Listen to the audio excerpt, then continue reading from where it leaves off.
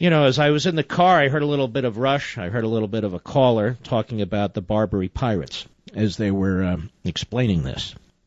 So I dug a little bit more deeply into this. The Barbary pirates, these were Muslims from the Barbary coast who for 100 years, pirates in essence, who would take these ships, take the men off these ships, and enslave them unless they received some ransom payments. And even then, would enslave them, butcher them, murder them, just pull them right off the ships. Well, Thomas Jefferson was a man of peace. And while this was going on, it didn't go on just during Jefferson's presidency. It had been going on, as I said, for 100 years or more. Well, once we won the Revolutionary War, we no longer had the protection of the British. Our merchant ships didn't. And soon after the Revolutionary War, as we created our own government, the French, who'd been our allies, they stopped protecting our merchant ships too. And we had really a minimal navy. And George Washington decided, well, let's pay the ransoms to an extent because we're not really equipped to fight these people. And John Adams continued in that policy. But our third president, Thomas Jefferson, said, enough is enough. Many of the letters that Thomas Jefferson wrote throughout his life, it's one of the great things. A lot of these men kept their own records and kept their letters. In a letter to John Jay, 1785, August 23, 1785. And John Jay was Secretary of State of the Continental Congress, just so you get a sense of this. Jefferson said, justice on our part will save us from those wars which would have been produced by a contrary disposition. But how to prevent those produced by the wrongs of other nations? By putting ourselves in a condition to punish them. Weakness provokes insult and injury, while a condition to punish it often prevents it. This reasoning leads to the necessity of some naval force, that being the only weapon with which we can reach an enemy. I think it to our interest to punish the first insult, because an insult unpunished is the parent of many others. We are not at this moment in a condition to do it, but we should put ourselves into it as soon as possible.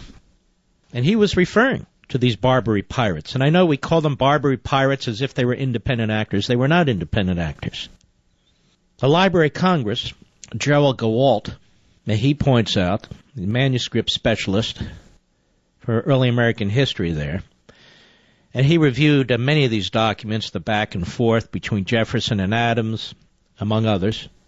And he writes, ruthless, unconventional foes are not new to the United States. More than 200 years ago, the newly established U.S.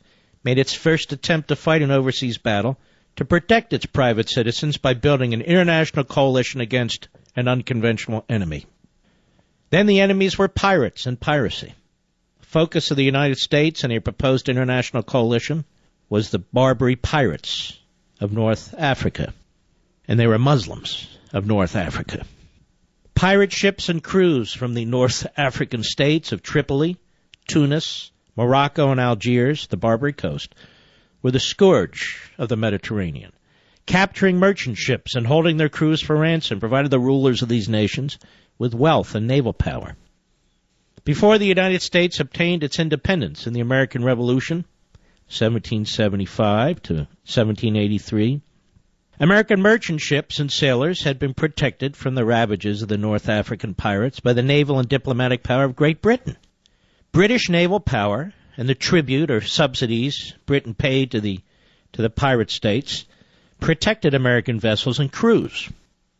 And during the Revolution, the ships of the U.S. were protected by the 1778 alliance with France, which required the French nation to protect American vessels and effects against all violence, insults, attacks, or depredations on the part of the said princes and states of Barbary or their subjects. That's a quote.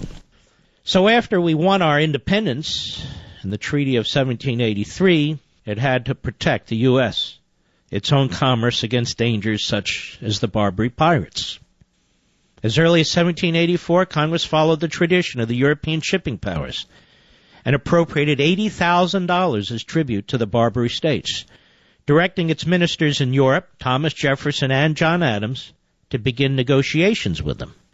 Well, trouble began the next year in July 1785 when Algerians captured 2 American ships, and the Dey of Algiers held their crews of 21 people for ransom of nearly $60,000.